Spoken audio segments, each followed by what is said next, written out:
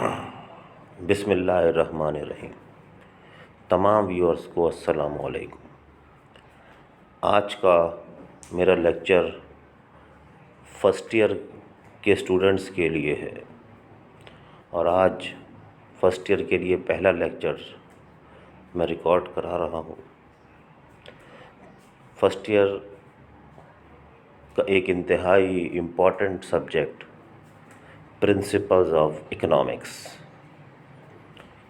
तो आज हम सबसे पहले प्रिंसिपल्स ऑफ इकोनॉमिक्स का कोर्स आउटलाइन डिस्कस करेंगे। प्रिंसिपल्स ऑफ इकोनॉमिक्स का कोर्स आउटलाइन हम डिस्कस करेंगे आज। तो आइए शुरू करते हैं अल्लाह के नाम से। और शुरू करने से पहले चैनल को सब्सक्राइब करें और बेल आइकन का बटन ज़रूर दबाइए ताकि आपको मेरी वीडियोस मुस्तकिल और बिला तात्तुल के मिलती रहे। तो शुरू करते हैं। Course outline principles of economics के 2 सेक्शंस हैं, यानी कि आपको जो पेपर है वो 2 सेक्शन पर आएगा और आपका कोर्स 2 हिस्सों में डिवाइड है, माइक्रो इकोनॉमिक्स, मैक्रो इकोनॉमिक्स। मैं थोड़ा बहुत इसको एक ब्रीफली इंट्रो भी दूंगा ताकि आपको अंदाज़ा हो कि सब्जेक्ट की नौइयत क्या है और इसमें हम किस तरह से स्टडी कर सकते हैं। माइक्रो इकोनॉमिक्स और मैक्रो इकोनॉमिक्स दरअसल इकोनॉमिक्स की 2 ब्रांचेस हैं। इसकी तफसील हम अपने आने वाले लेक्चर्स में इसकी तफसीलात में आपको बताऊंगा। फ़िलहाल सिर्फ इतना बताना चाहता हूं कि माइक्रो इकोनॉमिक्स यानी कि मुल्क के अंदर जो इंडिविजुअल्स हैं, इंडिविजुअल्स की इकोनॉमिक प्रॉब्लम्स को हम माइक्रो इकोनॉमिक्स में डील करते हैं, जबकि मैक्रो इकोनॉमिक्स में हम पूरे मुल्क या पूरी सोसाइटी की इकोनॉमिक प्रॉब्लम को सॉल्व करते हैं। इसकी बहुत तफसीलात है जो इंशाअल्लाह अपने आने वाले लेक्चर्स में मैं आपसे डिस्कस करूँगा। तो माइक्रो इकोनॉमिक्स में जो टॉपिक्स हैं सबसे पहले हम उसको डिस्कस करेंगे। Section A, micro economics. Micro economics का पहला जो हमारा टॉपिक है वो है nature and scope of economics.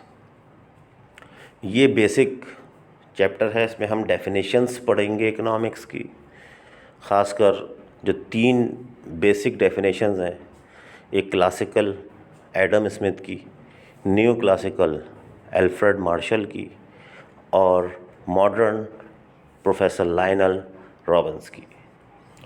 फिर ब्रांचेस ऑफ इकोनॉमिक्स, ये भी हम इसमें डिस्कस करेंगे और स्कोप ऑफ इकोनॉमिक्स को हम डिस्कस करेंगे कि इकोनॉमिक्स हर सब्जेक्ट का एक स्कोप होता है, एक दायराकार होता है जिसमें रहकर हम स्टडी करते हैं। तो ये सब चीज़ें हम अपने पहले चैप्टर में डिस्कस करेंगे।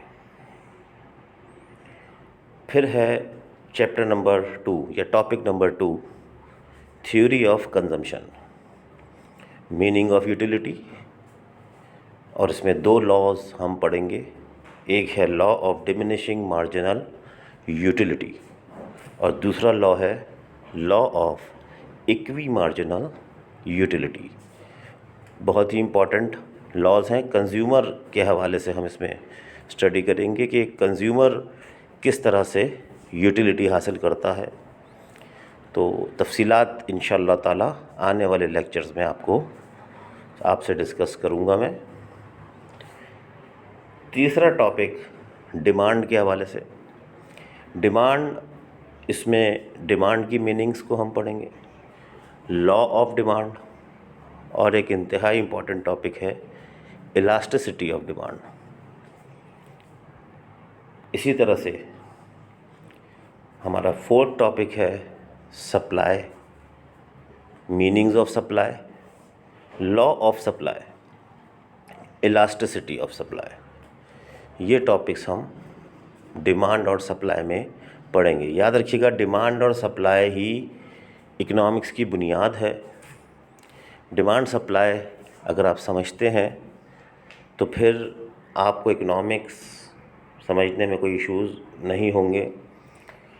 फिर हमारा 5वां टॉपिक होगा इंशाल्लाह डिमांड एंड सप्लाई इक्विलिब्रियम। यहाँ पर हम डिमांड और सप्लाई में जो कुछ पढ़ चुके होंगे तो इंशाल्लाह हम इस चैप्टर में, इस टॉपिक में हम उसे मर्ज करेंगे और डिटर्मिनेशन ऑफ मार्केट प्राइस, और हमें पता चलेगा कि किस तरह से किसी भी चीज़ की कीमत मार्केट में कैसे डिटरमाइन होती है if there is no government intervention. कोई गवर्नमेंट की मुदाखलत अगर ना हो तो किसी भी चीज़ की कीमत कैसे डिटरमाइन होती है। फिर उसके बाद effects of change in demand and supply. Demand और सप्लाई में अगर चेंज आएगा तो मार्केट की प्राइस पे उसका क्या इम्पैक्ट पड़ेगा, ये चीज़ हम अपने इस टॉपिक में डिस्कस करेंगे। चैप्टर नंबर 6 या topic number 6, factors of production, जिसको हम इनपुट्स भी कहते हैं। फैक्टर्स ऑफ प्रोडक्शन क्या होते हैं? 4 फैक्टर्स ऑफ प्रोडक्शन होते हैं: लैंड, लेबर, कैपिटल, ऑर्गेनाइजेशन या एंटरप्रेन्योर जिसे हम कह सकते हैं। तो इसमें हम चारों फैक्टर्स ऑफ प्रोडक्शन को डिस्कस करेंगे और इसकी डिटेल्स हम इसमें पढ़ेंगे। Topic number 7, theory of production. इससे पहले हमने थ्योरी ऑफ कंजम्पशन पढ़ी कि कंज्यूमर्स के लिए माइक्रो इकोनॉमिक्स किस तरह हेल्पफुल होगी। इसी तरह से एक प्रोड्यूसर के लिए माइक्रो इकोनॉमिक्स किस तरह से हेल्पफुल है। इसके अंदर इकोनॉमीज़ ऑफ स्केल पढ़ेंगे हम, जिसे हम इकोनॉमीज़ ऑफ लार्ज स्केल भी कह सकते हैं। Laws of returns and laws of costs, ये हम इसके अंदर डिस्कस करेंगे। फिर हमारा next topic cost and revenues analysis. Types पढ़ेंगे हम इसमें कि कॉस्ट की टाइप्स कौन कौन सी हैं, और इसके अंदर ग्राफिकल इलस्ट्रेशंस भी हम देखेंगे कि किस तरह से ग्राफ्स बनते हैं मुख्तलिफ़ किस्म की कॉस्ट की, average cost, marginal cost, total fix cost, average fix cost, इनकी ग्राफ्स कैसे बनते हैं ये हम इसमें डिस्कस करेंगे। इम्प्लिसिट कॉस्ट क्या होती है, एक्सप्लिसिट कॉस्ट क्या होती है, अपॉर्चुनिटी कॉस्ट क्या होती है। तो ये तमाम डिटेल्स हम कॉस्ट एंड रेवेन्यूज़ एनालिसिस के टॉपिक में डिस्कस करेंगे। फिर बेटा लास्ट हमारा टॉपिक होगा इंशाल्लाह माइक्रो इकोनॉमिक्स का, price output determination of a firm. कि फर्म जिसका मकसद प्रॉफिट कमाना है तो वो कैसे डिटरमाइन करेगी कि प्राइस क्या होनी चाहिए और आउटपुट क्या होना चाहिए। तो इसमें परफेक्ट मार्केट में अगर है फर्म तो वो कैसे डिटरमाइन करेगी, इम्परफेक्ट मार्केट में है तो कैसे डिटरमाइन करेगी। इम्परफेक्ट मार्केट बेसिकली 4 किस्म की होती हैं: monopoly, डिओपोली, oligopoly and monopolistic competition. लेकिन फर्स्ट ईयर की अगर हम कोर्स आउटलाइन को डिस्कस कर रहे हैं यहाँ पे, तो आपको सिर्फ यहाँ पे मोनोपोली पढ़ाया जाएगा क्योंकि आपके कोर्स में सिर्फ मोनोपोली है।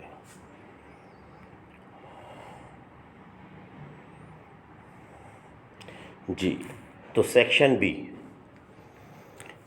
बी जैसा कि हमने कहा मैक्रो इकोनॉमिक्स हम सेक्शन बी में डिस्कस करेंगे, यानी कि पूरी कंट्री की या सोसाइटी की इकोनॉमिक इश्यूज़ को हम यहाँ पर डिस्कस करेंगे सेक्शन बी में।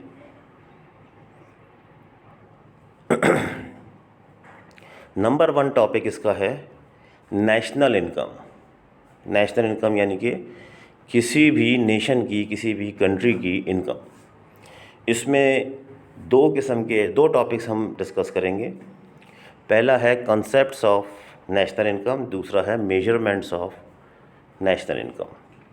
कॉन्सेप्ट्स ऑफ नेशनल इनकम मुख्तलिफ़ किस्म के कॉन्सेप्ट्स हैं। आपने यकीनन सुने होंगे GDP, GNP, NNP, personal income, disposable personal income. तो आपने सुना होगा फलाना मुल्क की जीडीपी अच्छी है, हमारे मुल्क की जीडीपी जो है वो कम है। तो जीडीपी क्या होता है, जीएनपी क्या होता है, ग्रॉस डोमेस्टिक प्रोडक्ट या ग्रॉस नेशनल प्रोडक्ट क्या होती है।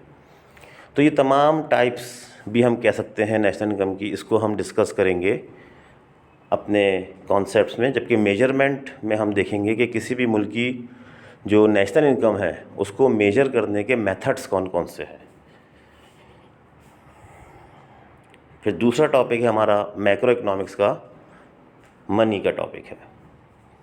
मनी में बेटा जैसे कि हमें पता है कि money is the medium of exchange. हमें कोई भी चीज़ अगर ओनरशिप अपनी ओनरशिप में कोई भी चीज़ लानी होती है, अपना बनाना होता है किसी भी मटेरियल चीज़ को, तो वो पैसों के बदले में आता है, वो मनी के बदले में आता है, करेंसी के बदले में। मनी को उर्दू में ज़र कह सकते हैं हम, पैसा नहीं कह सकते, क्योंकि पैसा जो है वो पाकिस्तानी करेंसी का नाम है। ठीक है, तो मनी इज़ ज़र। तो ज़र या मनी, इसमें जो है वो बार्टर सिस्टम को हम डिस्कस करेंगे। यानी कि जब मनी जो है वो आप कह लें कि इन्वेंट नहीं हुई थी, तो उस वक्त क्या सिस्टम था, किस तरह से हम गुड्स को एक्सचेंज करते थे। कैरेक्टरिस्टिक्स ऑफ मनी या कैरेक्टरिस्टिक्स ऑफ गुड मनी, कि एक अच्छी मनी के अंदर क्या क्वालिटीज़ होनी चाहिए। टाइप्स ऑफ मनी, कौन कौन सी किस्म की जो है वो करेंसीज़ या मनी होती है। फंक्शंस ऑफ मनी, मनी से कौन कौन से फंक्शंस हम सर अंजाम दे सकते हैं, उसका काम क्या है।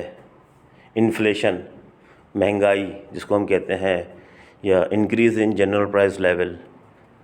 And quantity theory of money, एक शॉन इरविन फिशर की एक थ्योरी है क्वांटिटी थ्योरी ऑफ मनी की, जिसमें उसने ये कहा कि किस तरह से मुल्क में इन्फ्लेशन क्यों आता है, प्राइस कब इंक्रीज़ होती है और क्यों डिक्रीज़ होती है। तो ये थ्योरी हम डिस्कस करेंगे। फिर बेटा इंतहाई इम्पॉर्टेंट, पब्लिक फाइनेंस। ये हमारा तीसरा टॉपिक है मैक्रो इकोनॉमिक्स का, public finance. Sources of public revenue. Public revenue यानी कि गवर्नमेंट को, पब्लिक रेवेन्यू यानी कि गवर्नमेंट को जो रेवेन्यूज़ हासिल होते हैं, जैसे टैक्स गवर्नमेंट कलेक्ट करती है, तो tax is the source of, one of the sources of public revenue. Heads of public expenditures, government क्या करती है, लोगों से पैसे लेती है और लोगों पे ख़र्च करती है। तो हेड्स कौन कौन से हैं, कहाँ कहाँ पे एक्सपेंडिचर्स करती है government. Public versus private finance, public finance versus private finance. Public finance में और प्राइवेट फाइनेंस में क्या डिफरेंस है। और फिर है टैक्सेशन। हर किसी भी मुल्क में हर इंसान को, हर जो है वो वहाँ के नेशनल शख्स को या किसी भी इंसान को जो किसी मुल्क में रहते हैं, तो वो गवर्नमेंट को कुछ टैक्स पे करता है ताकि वो गवर्नमेंट जो पब्लिक गुड्स हैं उसको वो इंजॉय कर सके। ज़कात वर्सेस टैक्स। ज़कात बेटा हमारा एक इस्लामिक कॉन्सेप्ट है, तो ज़कात में और टैक्स में क्या फ़र्क है, ये हम इसमें डिस्कस करेंगे। ये पब्लिक फाइनेंस का टॉपिक हो गया। अब अगर हम आगे आएँ तो इंटरनेशनल ट्रेड। इंटरनेशनल ट्रेड में, जिसे हम एक्सटर्नल ट्रेड भी कह सकते हैं, तो सबसे पहले हम पढ़ेंगे international versus domestic trade. Domestic trade क्या होती है और इंटरनेशनल ट्रेड क्या होती है, इसमें डिफरेंस। बीओटी यानी कि balance of trade versus BOP यानी कि बैलेंस ऑफ पेमेंट, इन दोनों में क्या डिफरेंसेस हैं। Advantages and disadvantages of international trade. किसी भी चीज़ के बेटा फ़ायदे भी होते हैं और नुकसानात भी होते हैं, तो हम उसके एडवांटेज और डिसएडवांटेजेस दोनों को डिस्कस करेंगे। थ्योरी ऑफ कंपैरेटिव कॉस्ट, एक थ्योरी है जो हम इसमें डिस्कस करेंगे अपने इंटरनेशनल ट्रेड के टॉपिक में। और मैक्रो इकोनॉमिक्स का आखिरी टॉपिक, जो ओवरऑल आपके कोर्स का भी आखिरी टॉपिक है, वो है बिज़नेस साइकिल। बिज़नेस साइकिल को हम ट्रेड साइकिल भी कह सकते हैं, बिज़नेस फ्लक्चुएशंस भी कह सकते हैं, इकोनॉमिक साइकिल भी कह सकते हैं, इकोनॉमिक फ्लक्चुएशंस भी कह सकते हैं। तो फेजेस ऑफ बिजनेस साइकिल, कितने किस्म के फेजेस हैं? 4 किस्म के फेजेस होते हैं, जिसमें बूम या पीक होता है जिसको कहते हैं, डिप्रेशन होता है, रिसेशन होता है, रिकवरी होता है। ये 4 से फेजेस हैं बिजनेस साइकिल के। तो इन फेजेस को हम डिस्कस करेंगे अपने इस चैप्टर में। तो ये